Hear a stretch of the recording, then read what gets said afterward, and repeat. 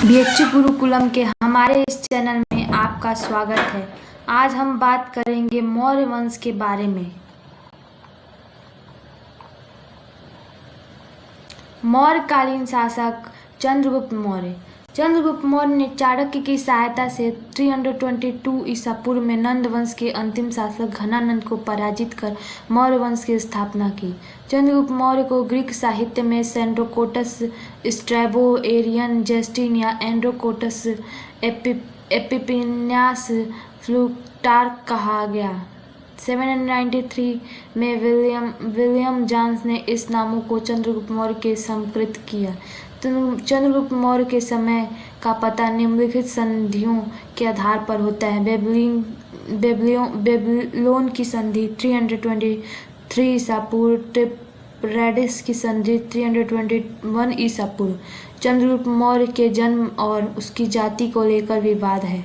ब्राह्मण साहित्य में शूद्र, जैन एवं बौद्ध साहित्य में क्षत्रिय, ग्रीक साहित्य में निम्न परिस्थिति में जन्मा हुआ। विशाखादत्त के मूत्र राक्षस में वृषल निम्न कुल का, स्पूनर के पर्सिक ईरानी बताया।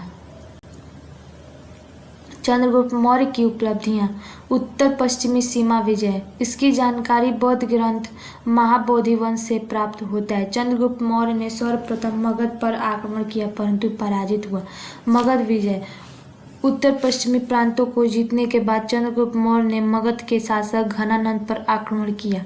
इसकी जानकारी महावंश की टीका वंश प्रकाशनी से मिलती है। मगध की विजित करने के लिए चंद्रगुप्त मौर्य ने प्रवर्तक नामक राजा से सहायता ली थी। सेल्यूकस से युद्ध 305 से 304 ईसा पूर्व। 305 ईसा पूर्व में सेल्यूकस बेबीलोन का राजा और चंद्रगुप्त मौर्य के बीच सिंधु नदी पर युद्ध हुआ जिसमें चंद्रगुप्त मौर्य विजयी रहा। 303 ईसा पूर्व में चंद्रगुप्त मौर्य और सेल्यूकस के बीच एक संधि हुआ जिसमें निम्नलिखित बातें शामिल थी। प्लूटार्क के अनुसार चंद्रगुप्त मौर्य ने सेल्यूकस को 500 हाथी उपहार में दिए। सेल्यूकस ने अपनी पुत्री हेलेना का विवाह चंद्रगुप्त मौर्य के साथ किया जिसमें दहेज के रूप में 4 राज्य प्रदान किए: हेरात, कंधार और जेड्रोसिया और काबुल। सेल्यूकस ने मेगास्थनीज को अपने राजदूत के रूप में चंद्रगुप्त मौर्य के दरबार में भेजा। अन्य महत्वपूर्ण तथ्य: चंद्रगुप्त मौर्य का साम्राज्य पश्चिमी में हिंदकुश पर्वत से पूर्व में बंगाल तक तथा उत्तर में कश्मीर से लेकर दक्षिण में मैसूर तक विस्तृत था। जैन ग्रंथ राजवल्ली कथा में उल्लेख मिला है कि चंद्रगुप्त मौर्य अपने अंतिम समय में अपने पुत्र सिंहसेन को सिंहासन सौंपकर जैन मुनि भद्रवायु के साथ श्रवणबेलगोल चला गया जहां 298 ईसा पूर्व संलेखन पद्धति के द्वारा अपना देह त्याग दिया। बिंदुसार 298 ईसा पूर्व से 273 ईसा पूर्व। चंद्रगुप्त मौर्य और दुर्धरा से उत्पन्न बिंदुसार को कई अन्य नामों से भी जाना जाता है। वायु पुराण में मद्रसार, जैन ग्रंथ में सिंहसेन, यूनानी ग्रंथ में अमित्रचेटस, संस्कृत ग्रंथ में अमित्रघात और चीनी ग्रंथ में बिंदुपाल। दिव्यवदान के अनुसार इसके शासनकाल में तक्षशिला में 2 विद्रोह हुए जिनके दमन हेतु प्रथम बार अशोक एवं दूसरी बार सुसीम को भेजा गया। इसके दरबार में मिस्र के शासक टालमी द्वितीय फिलाडेल्फ ने डायनोसिस नामक राजदूत भेजा। टालमी द्वितीय फिलाडेल्फ ने सिकंदरिया में भारतीय ग्रंथों के अनुवाद को सुरक्षित रखने हेतु एक पुस्तकालय की स्थापना की। सीरिया के शासक एंटियोकस प्रथम ने भी डायमेकस, इसमें मेगास्थनीज का स्थान लिया, नामक बिंदुसार के दरबार में भेजा। बिंदुसार ने एक पत्र लिखकर एंटियोकस से निम्नलिखित निम्नलिखित वस्तुएं मांगी: अंगूरी, मदिरा, सूखी अंजीर। दार्शनिक को छोड़कर अन्य वस्तुओं को एंटियोकस ने बिंदुसार के पास भेजा। बिंदुसार अजीवक संप्रदाय का अनुयायी था। पिंगलवत्स्य जीवा इसका गुरु था। चाणक्य बिंदुसार का भी प्रधानमंत्री था। इसके बाद राधागुप्त प्रधानमंत्री बना। देवव्रत के अनुसार बिंदुसार की सभा में 500 सदस्य वाली एक मंत्री परिषद थी, जिसका प्रधान खलनाटक था। अशोक 273 ईसा पूर्व से 232 ईसा पूर्व। बिंदुसार एवं सुभद्रांगी धम्म पासादिका से उत्पन्न अशोक को विभिन्न साहित्य एवं अभिलेख में अलग अलग नाम से संबोधित किया।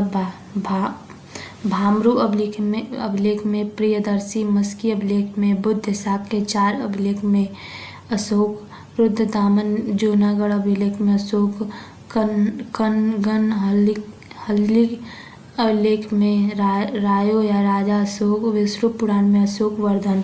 महाबोधि वंश एवं तारानाथ के अनुसार अशोक ने सत्ता प्राप्ति हेतु राधागुप्त की सहायता से अपने 99 भाइयों की हत्या की, जिसके लिए उसने 4 वर्षों तक संघर्ष किया। अंत में 269 ईसा पूर्व में उसका राज्याभिषेक हुआ। अशोक शासक बनने से पूर्व उज्जैन का गवर्नर था, इसलिए इसे उज्जैनीकरण मौली भी कहा गया।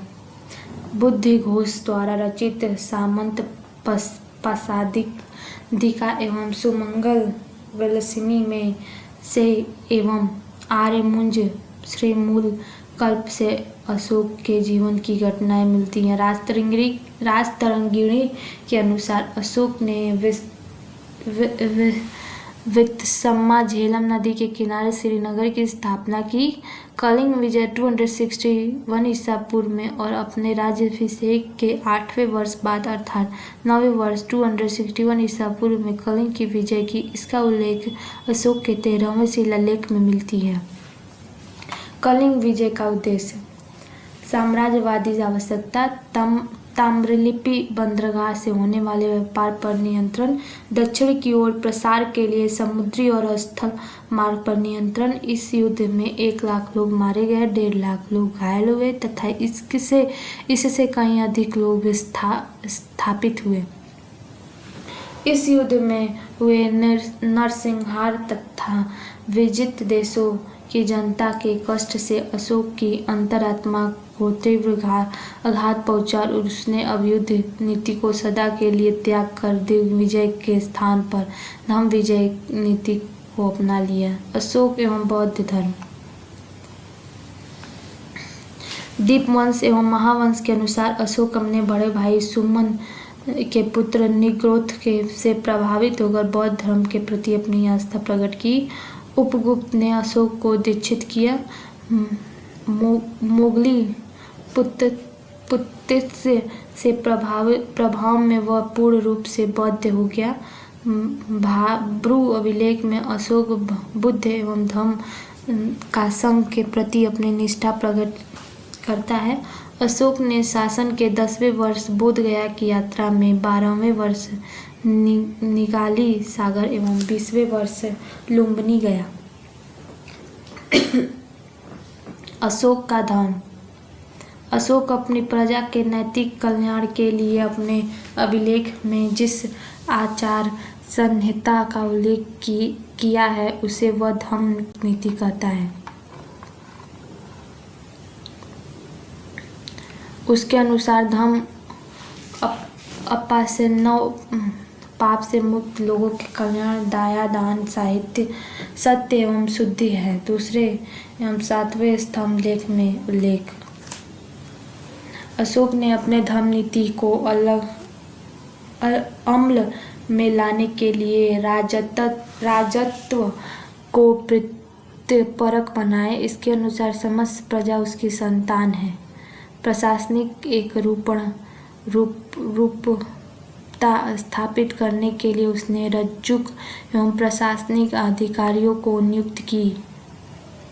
प्रजा के कल्याण के लिए धम्म महामात्य की नियुक्ति की। स्त्रियों के कल्याण के लिए इत्जिक महामत्य की नियुक्ति की। भेरी घोष के स्थान पर धम्म यात्रा की शुरुआत की। इसी दौरान उसने 556 रातें अपनी प्रजा के साथ गुजारी। अशोक का परिवार। अशोक की कई पत्नियां थीं। महावंश के अनुसार असंधिमित्रा प्रधान महिषी इसकी पटरानी थी। इसकी मृत्यु के बाद तिच्छरिक्षिति पटरानी बनी, जो अशोक की मृत्यु पर सती हो गई थी। अन्य रानियां महादेवी व पद्मावती थी और इसके कई पुत्र पुत्रियां थे। पुत्र कुणाण, तिवर और जालोक, महेंद्र, पुत्री संघमित्र और चारुमती। अशोक ने महेंद्र एवं संघमित्र को लंका में धर्म प्रचार हेतु भेजा। चारुमती नेपाल में देवपतन नगर बसाया। अशोक के अभिलेख में उसके सिर्फ एक रानी कारुवती का उल्लेख मिलता है। राजतरंगिणी के अनुसार जालौक कश्मीर का शासक बना। वायु पुराण के अनुसार अशोक के बाद कुणाण शासक बना। मौर्य वंश का अंतिम शासक बृहदत्त था, जिसकी हत्या उसके सेनापति पुष्यमित्र शुंग ने 185 ईसा पूर्व में कर दी। मौर्य प्रशासन की संरचना। मौर्य राजनीतिक संरचना। मौर्यकालीन राजनीतिक संरचना राज्य के सप्तांग सिद्धांत पर आधारित थी। राज्य का स्वरूप राजतंत्रात्मक था।